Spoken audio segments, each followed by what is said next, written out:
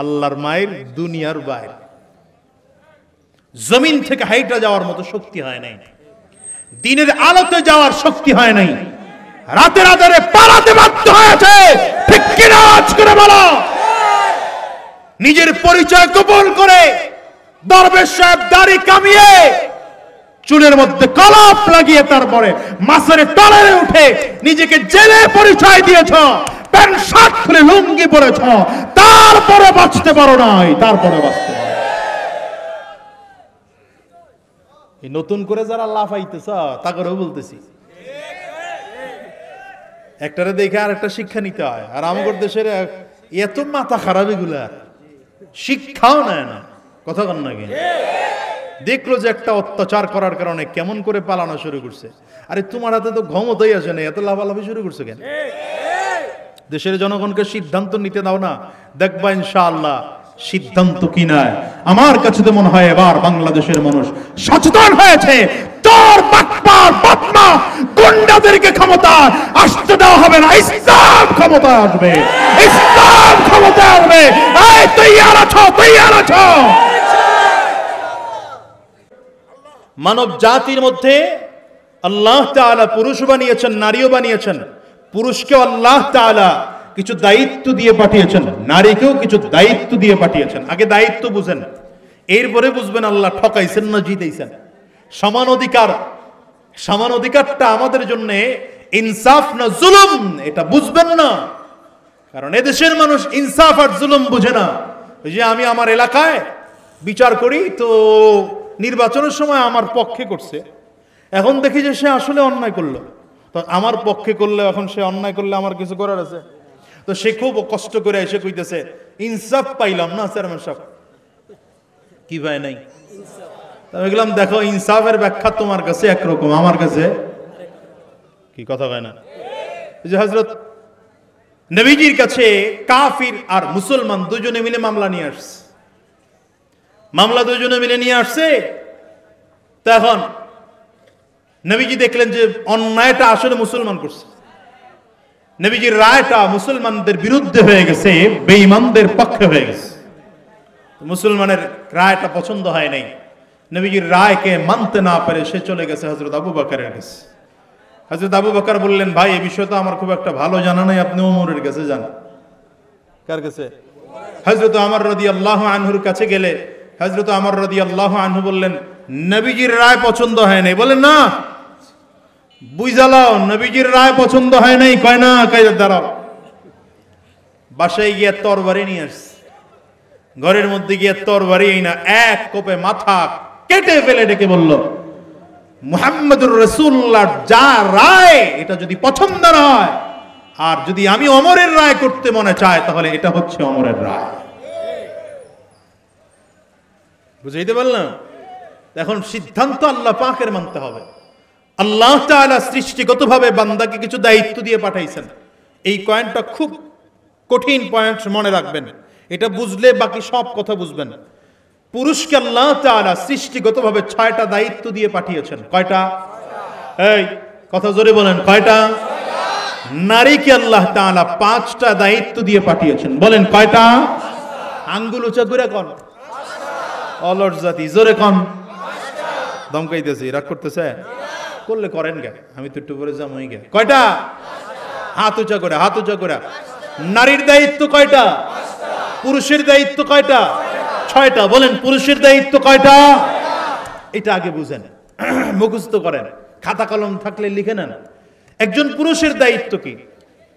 আল্লাহ তাআলার বিধান হচ্ছে একজন পুরুষের দায়িত্ব, একজন পুরুষের অধীনস্থ যারা আছে, পুরুষের অধীনস্থ যারা আছে, অধীনস্থ কারা? অধীনস্থ ভাই হতে পারে, অধীনস্থ বোন হতে পারে, অধীনস্থ মা হতে পারে, অধীনস্থ বাবা হতে পারে, অধীনস্থ স্ত্রী, অধীনস্থ সন্তান, কর্মচারী অধীনস্থ হতে পারে। কথা হয় না? এই অধীনস্থ যারা আছে, আচ্ছা এইটা হলো পরিবারের গণ্ডি। পরিবার থেকে বের হয়ে গেলে সমাজের যারা নেতা, এরা সমাজের অধীনস্থ, সমাজের সকল লোকজনগুলো তাদের দায়িত্ব। আবার যদি সে কোনো এলাকার মেম্বার হয়, ওই মেম্বার এলাকার যা আছে এই দায়িত্বগুলো তার। চেয়ারম্যান যিনি আছেন পুরো এলাকার দায়িত্ব, এমপি যিনি আছেন পুরো এলাকাটা তার দায়িত্ব। কথা কন না কেন? খালি দায়িত্ব এইটা না, খালি দায়িত্ব এটা না, আমাদের দেশের এমপিরা তো দায়িত্ব মনে করছে এটা যে মাহফিল, ওয়াজ মাহফিল হইলে প্রধান বক্তার আগে যখন লোক খুব জমজমাট হয়ে যাবে, হুজুরের ওয়াজের মাঝখানে এসা আমার বয়ান করা লাগবে আধা ঘন্টা, হুজুর যদি কিচ্ছু বলে তাহলে পিঠে লড়ানো লাগবে। আপনাকে 2500 এগুলো আসিল না, আসতে কন কে দেখো তো আজকে কই তোমরা, আমাকে হুজুর করে একটু জোরে কথা সহ্য করতে পারো নাই, আর এখন তোমরা দেশেই থাকতে পারো নাই। আমরা হুজুররা তখনও ছিলাম, এখনো আছি, ভবিষ্যতে থাকবো ইনশাআল্লাহ। কথা বলো না কেন? যারা বলেছিল জোরে জোরে পালাবো না, হ্যাঁ যারা বলেছিল তখনও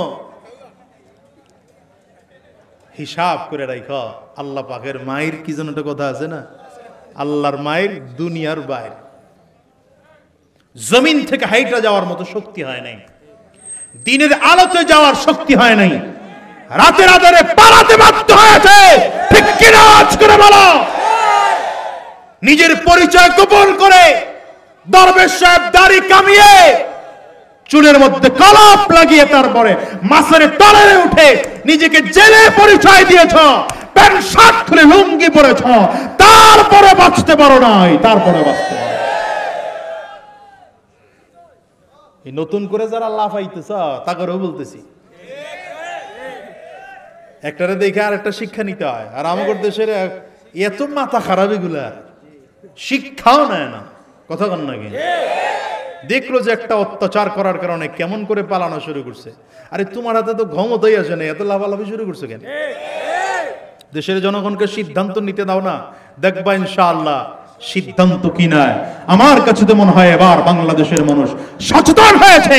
তোর বাটপার বদমা গুন্ডাদেরকে ক্ষমতা আসতে দেওয়া হবে না, ইসলাম ক্ষমতা আসবে, ইসলাম ক্ষমতা আসবে।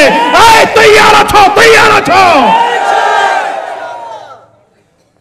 প্রস্তুত থেকো। খালি নির্বাচন আসলে পরে হুজুররা ভোটে দাঁড়াইলে কবে না হুজুরেরা,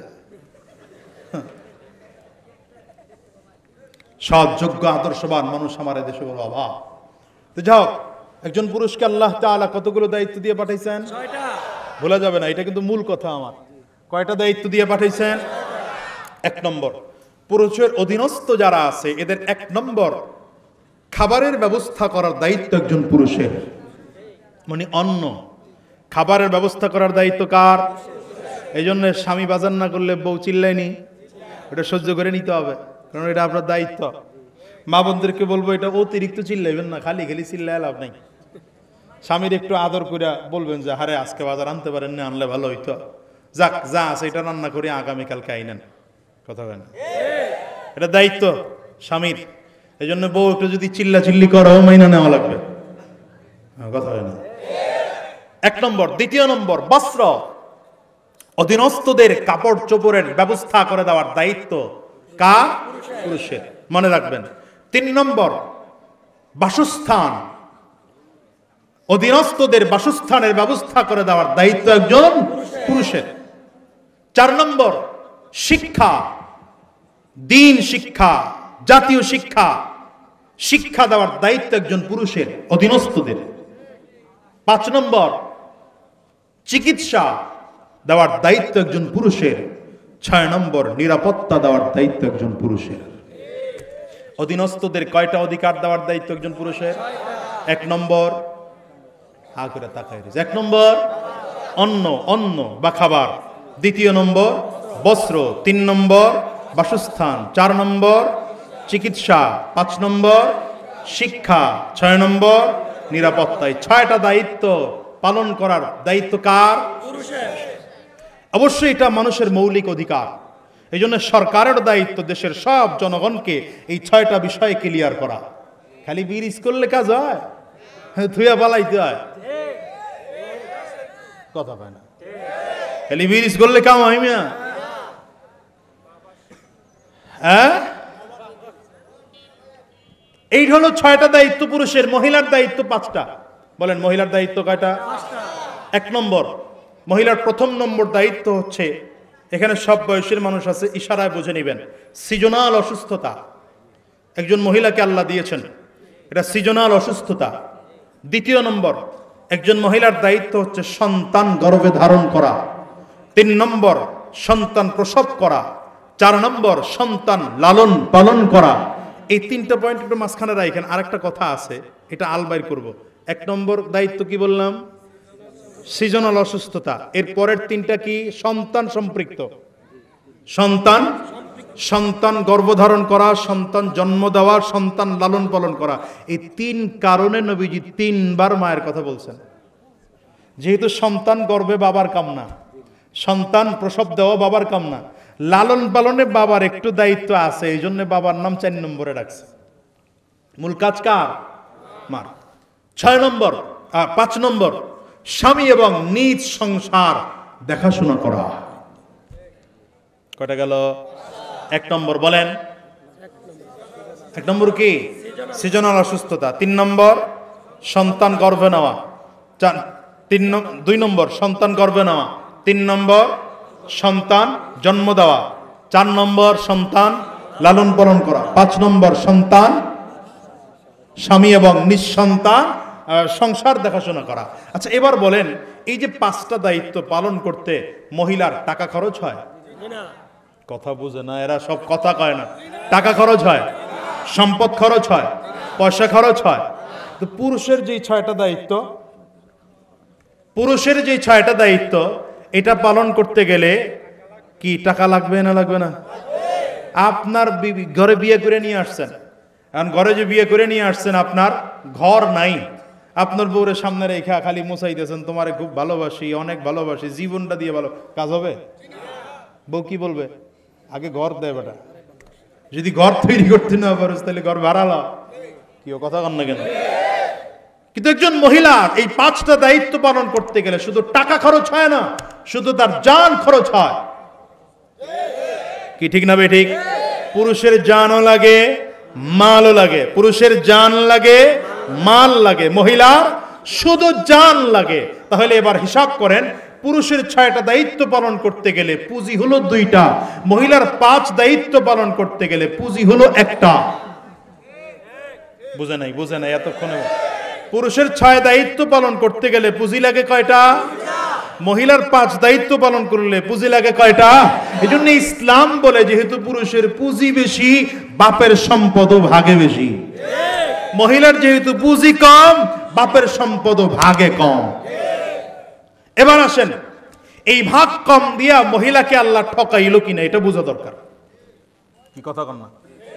হ্যাঁ, ঠকাইলো কিনা এটা আগে বোঝা দরকার। আচ্ছা, এখন মহিলাকে আল্লাহ তাআলা দায়িত্ব দিয়ে পাঠাইছেন, এই ঘরে যখন মেয়ে আপনার জন্মগ্রহণ করলো, এই মেয়েটা অন্য কোনো পাত্রস্থ করার আগ পর্যন্ত টোটাল দায়িত্ব তার বাবার। দায়িত্ব কার? বলেন কার? এবার যখন সে স্বামীর ঘরে চলে আসলো, টোটাল দেখাশোনা, টোটাল রক্ষণাবেক্ষণের দায়িত্ব তার স্বামীর।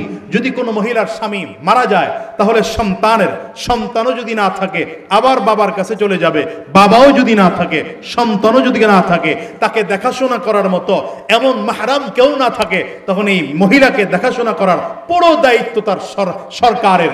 সরকার এই দায়িত্ব থেকে বাঁচার জন্য আমাদের দেশে একটা ছোট্ট কথা ছেড়ে দিয়েছে, ন্যায্য কি বলে? সমান অধিকার। সমান অধিকারের নাম দিয়া আমার মা বোনদের প্রতি ইনসাফ নয়, বরঞ্চ জুলুম আর অত্যাচার করতেছে। অত্যাচার কিভাবে? ওই যে 5 দায়িত্ব, এই 5 দায়িত্ব চাইলে কোন পুরুষ পালন করতে পারবে? বলেন না, কথা বলেন না।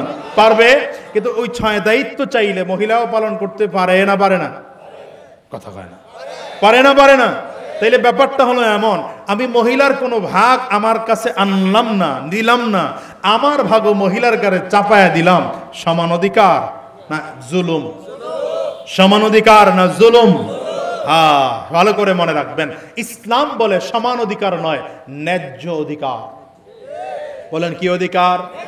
যেমন দেখেন, আপনার আমার মাঝে সমান অধিকার নাই, আছে? স্টেজে যারা বসছে এদের মাঝে আমার মাঝে সমান অধিকার নাই। যেমন আমার জন্য একটা চেয়ার দেওয়া হয়েছে, এতগুলো মাইক্রোফোন সামনে দেওয়া হয়েছে, কই স্টেজে যারা বসছে এদের কারোর জন্য চেয়ার নাই, একটা মাইক্রোফোনও নাই। এরা তো রাগ করতে পারতো, আরে বক্তা একটা আনছে সেই বরিশাল থেকে, আরে বাবা তার জন্য এত চেয়ার, এত বিশাল কিছু।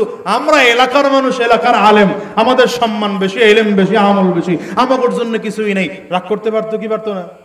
রাগ করে নাই কেন? এটা অধিকার, ন্যায্য অধিকার আছে। কারণ বক্তার জন্য মাইক্রোফোন থাকবে, এটা তার ন্যায্য অধিকার। বক্তার জন্য চেয়ার থাকবে, এটা তার ন্যায্য অধিকার। আর যিনি নিচে আসছে দাওয়াতি মেহমান, সে স্টেজে বসা থাকবে, এটা তার ন্যায্য অধিকার। দেখেন আপনার আমার মাঝেও সমান অধিকার নাই, আছে? আপনারা নিচে বসে আছেন, আপনাদের জন্য বিছানার ভালো একটা ব্যবস্থা নাই, রাস্তার পাশে বসে আছেন, ধুলা ময়লা আসতেছে, এরপরে আপনারা অখুশি না কেন? ন্যায্য অধিকার, সমান অধিকার নাই ঠিক, কিন্তু ন্যায্য অধিকার আছে। আমার আল্লাহ তাআলা নারী আর পুরুষের জন্য যে বিধান তৈরি করেছেন, সে বিধান হচ্ছে ন্যায্য অধিকারের বিধান। এখন নারী নীতির নামে কেউ যদি বলে সমান অধিকার লাগবে, তাহলে সমান অধিকার নামে কেউ কোনোদিন সমান অধিকার দিতে পারে নাই, কোনোদিন পারবেও না। যারা সমান অধিকারের নামের স্লোগান দিয়া আমার মা বোনদেরকে রাস্তায় নামিয়েছে, ওরা রাস্তায় নামিয়ে আমার মা বোনদেরকে ধর্ষণ আর লুণ্ঠন আর চাঁদাবাজ, তাদের চরিত্রহীন নষ্ট করার জন্য চেষ্টা ফিকির করছে। কি কথা বলেন না কেন? এই জন্য আমার মা বোনদেরকে বলবো, আপনারাও সচেতন হন, ভালো করে মনে রাখবেন, আমার এই বাংলাদেশের লক্ষ আউলিয়াদের মা, ঠিক না বে ঠিক বলেন? আমার এই বাংলাদেশে এমন মা আছে, যেই মা জন্ম দিয়েছে আল্লামা শাহ আহমদ শফি রহমতুল্লাহ আলাইহি। আমার দেশে এমন মা আছে, যেই মা জন্ম দিয়েছে পীর সাহেব চরমনার মতো মূল্যবান মানুষ। এমন মা দেশে আছে, যেই মা আল্লামা মামুনুল হকের মতো ব্যক্তিকে জন্ম দিয়েছে। এমন মা দেশে আছে, যেই দেশের মা মুফতি সৈয়দ ফয়জুল করিমের মতো সোনার মানুষ জন্ম দিয়েছে। এমন মা দেশে আছে, যেই দেশের মায়েরা এদেশে জন্ম দিয়েছে মুফতি সৈয়দ রেজাউল করিম, পীর সাহেব চরমনার মতো মানুষ। এমন মা দেশে আছে, যেই মা জন্ম দিয়েছে আল্লামা খালিদ সাইফুল্লাহ আইয়ুবীর মতো মানুষ। এমন মা দেশে আছে, যেই মা জন্ম দিয়েছে কুয়াকাটা হুজুরের মতো মানুষ। সুতরাং এই পর্দাশীল মা, দিনদার বোনদেরকে চরিত্রহীন কোন লম্পট নারী নীতি প্রণয়ন করবে, আর সে অনুযায়ী আমার মাকে চলতে হবে, আমার বোনকে চলতে হবে, এটা কোনোদিন হতে পারে না, কোনোদিন হতে পারে না। তোদের যদি নারী নীতি প্রণয়ন করতে হয়, যেই দেশে তোদের আইন চলবে সেই দেশে চলে যা, বাংলাদেশে থাকার অধিকার না। কি কথা বলেন না কেন? এটা ওটিয়া উলিয়াদের জমিন। আমার মায়েরা ভদ্র, আমার বোনেরা ভদ্র, কথা বলেন না কেন? আমাদের প্রত্যেকের স্ত্রী ভদ্র, সুতরাং সভ্য দেশে অসভ্যদের কথা চলতে পারে না। একমত না দ্বিমত? বলেন একমত না দ্বিমত? সুতরাং আসুন, আগামীর দিনে ডাক যে কোনো সময় আসতে পারে, কথা কয় না? আপনারা কি মনে করছেন 5ই আগস্ট বিজয় হয়ে গেছে? না, মোটেও না। শোনেন, বাংলাদেশের জাতি এরা রক্ত দেওয়া জাতি, এরা বারবার রক্ত দিয়ে অভ্যস্ত। 71-এ রক্ত দিয়েছে, 47-এ রক্ত দিয়েছে, 5ই আগস্টে রক্ত দিয়েছে, প্রয়োজনে আবার রক্ত দেবে। সেই রক্ত হবে ইসলাম বিজয়ের জন্য। এখানে ওলামায়ে কেরামদের দূরত্ব কমে এসেছে আলহামদুলিল্লাহ। এখন একই মঞ্চে ওলামায়ে কেরাম বসতে শুরু করেছে। আমার কাছে তো মনে হয় বাংলাদেশের অবস্থা এখন ভালো, ইসলামের পতাকা উড়ানোর সময় এসেছে। সুতরাং খুব শীঘ্রই ডাক আসতে পারে। ডাক আসলে ঘরে বসে থাকবেন না, নেমে যাবেন? বলেন, বসে থাকবেন না, নেমে যাবেন? যদি আবারও ডাক আসে ইনশাআল্লাহ, ওলামায়ে কেরামদের ডাকে সাড়া দিয়ে ইসলাম টিকিয়ে রাখার জন্য, কোরআন টিকিয়ে রাখার জন্য, দ্বীন টিকিয়ে রাখার জন্য যদি রক্ত দেওয়ার দরকার হয়, আবার রক্ত দেব। যদি জীবন দেওয়ার দরকার হয়, কারা কারা তৈয়ার আছো? কারা কারা তৈয়ার আছো? ইনশাআল্লাহ আল্লাহ আমাদের কবুল করুন, বলেন আমিন। আমাদের নাসির ভাই অত্যন্ত মুহাব্বতের একজন মানুষ, বাংলাদেশ মুজাহিদ কমিটির কেন্দ্রীয় একজন দায়িত্বশীল। তার ছেলের প্রতিষ্ঠিত, কই ভাতিজা আছে এখানে? তার ছেলের দ্বারা ভাতিজা প্রতিষ্ঠিত একটি মাদ্রাসা হলো ইসলাহুল উম্মাহ মহিলা মাদ্রাসা। মাশাআল্লাহ, খুব সুন্দর চলতেছে। বসো, সামনে বসো। এলাকার মানুষের সাথে সম্পর্ক ভালো আছে তো? হ্যাঁ, আলহামদুলিল্লাহ। আপনারা খোঁজ খবর রাখবেন। শোনেন, মাদ্রাসা করার দায়িত্ব একজনের, রক্ষণাবেক্ষণের দায়িত্ব সবার, কথা বলেন ঠিক না? সুতরাং এই মাদ্রাসাটা সুন্দর হোক, ভালো হোক, বড় হোক। আপনারা চান কি চান না? আমরা মাঝে মাঝে এখানে আসলে মাহফিলের দাওয়াতে আসি না, আমি ঘরে বসে বলছি, আমরা এখানে নাসির ভাই মোহাব্বতের মানুষ, এই জন্য তার কাছে একবেলা খাবার খাইতে আসি। কিন্তু হুজুর করে মানুষের মাগ না খাওয়ায় না, এই জন্য ওয়াজ করে খাই, বুঝছেন নি? আমি একটু খাইয়া ওয়াজ করতে এসেছি, তো এই জন্যে মোহাব্বতে আসলাম। প্রতি বছর ইনশাআল্লাহ ওই মাঝে মাঝে যখন সুযোগ পায় আসি। এবছর তো আলহামদুলিল্লাহ অনেকে চলে আসছে, মুফতি সাইদ আহমদ বয়ান করে গেছেন, আমি কথা বললাম, এখন কথা বলবেন ইনশাআল্লাহ কুয়াকাটা হুজুর, আলহামদুলিল্লাহ বলেন না। এই মানুষরে পাওয়া যে কত কষ্ট, নাসির ভাই এই কারণে পায় খুব সহজ। এই মাহফিল প্রতি বছর হোক, আপনারা চান না? না আওয়াজে মনে হয় না চান না, বাদ দিয়ে দিলে মনে হয় ভালো হয়। চান না মাদ্রাসাটা সুন্দর হোক, ভালো হোক, বড় হোক, আপনারা চান না ইনশাআল্লাহ?